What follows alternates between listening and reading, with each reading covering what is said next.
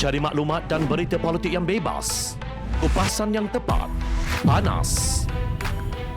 Dapatkannya secara eksklusif hanya di Jom Channel. Komitmen kami, pentasan berita Isnin hingga Jumaat.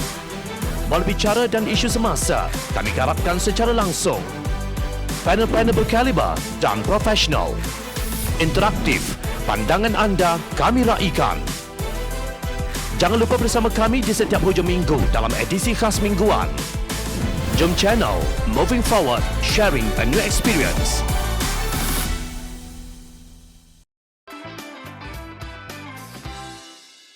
Bagaimana individu boleh keluar negara sedangkan kes dalam perbicaraan?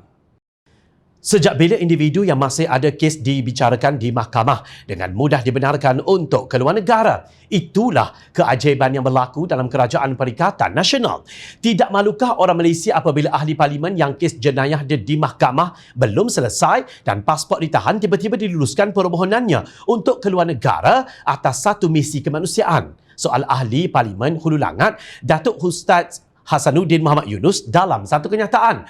Beliau berkata semua mengetahui masih ramai tokoh, NGO dan pejuang kemanusiaan yang lebih berkaliber yang mampu melaksanakan tugas berkenaan. Sedangkan di kala ini rakyat yang tidak berpuas hati memberi pelbagai gelaran seperti kluster kayangan kepada golongan VIP yang mendapat layanan istimewa berbanding rakyat biasa.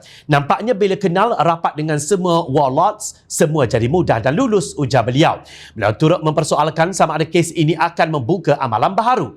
Jelas perkara ini menunjukkan sesiapa sahaja yang masih ada perbicaraan di mahkamah akan dibenarkan keluar negara walaupun untuk sebuah misi kemanusiaan yang boleh dilakukan oleh orang lain. Hasanuddin dipercayai merujuk kepada ahli parlimen baling Datuk Seri Abdul Aziz Abdul Rahim yang diberi kebenaran untuk keluar negara bagi mengetuai misi Humanitarian Mission for Palestine HM4P Al-Quds dan Gaza. Ketua Pengarah Immigration Datuk Khairul Zaimi Daud berkata Abdul Aziz telah mengemukakan permohonan untuk melaksanakan misi berkenaan beserta dokumen lain seperti surat sokongan daripada Wisma Putra dan surat pelepasan daripada Mahkamah kepada Immigration. Menurut beliau, permohonan itu telah diluluskan Jawatan Kuasa Khas bersama Menteri di Jabatan Perdana Menteri Undang-Undang Datuk Seri Taqiyuddin Hassan dan Menteri Dalam Negeri Datuk Seri Hamzah Zainuddin yang menilai permohonan tersebut berdasarkan bantuan kemanusiaan.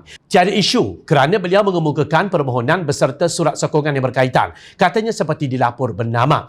Abdul Aziz merupakan pengerusi Biro Kebajikan UMNO yang juga penganjur misi kemanusiaan HM4P selama 2 minggu itu. Abdul Aziz berhadapan dengan 3 pertuduhan rasuah di bawah Akta Suruhanjaya Pencegahan Rasuah Malaysia SPRM berhubung projek jalan raya di Perak dan Kedah yang melibatkan 5.2 juta ringgit serta 10 pertuduhan pengubahan wang haram yang membabitkan 140 juta ringgit. Apakah mesej sebenar yang mahu kita sebarkan kepada rakyat dan anak muda? Seseorang yang berkedudukan, berharta dan mempunyai ramai kenalan boleh berada di atas undang-undang. Ini nilai baharu Malaysia yang mahu kita bina. Soal Hasanuddin.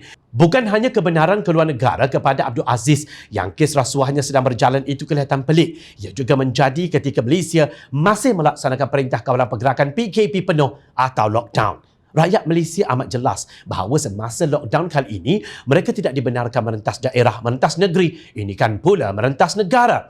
Cukup-cukuplah kepuraan kita. Hentikan amalan pilih kasih. Rakyat hari ini sudah tahu banyak perkara di hujung jari. Tak mahukah kita memulihkan jati diri dan mengembalikan nilai dan wibawa bagi sebuah kerajaan? Bidas Hasanuddin. Menurut beliau, meneruskan amalan pilih kasih hanya menambah rasa benci rakyat kepada Kerajaan Perikatan Nasional yang gagal dan lemah ini. Lebih buruk lagi apabila pihak asing memperlekeh pemimpin-pemimpin politik yang korak sebegini, tegasnya.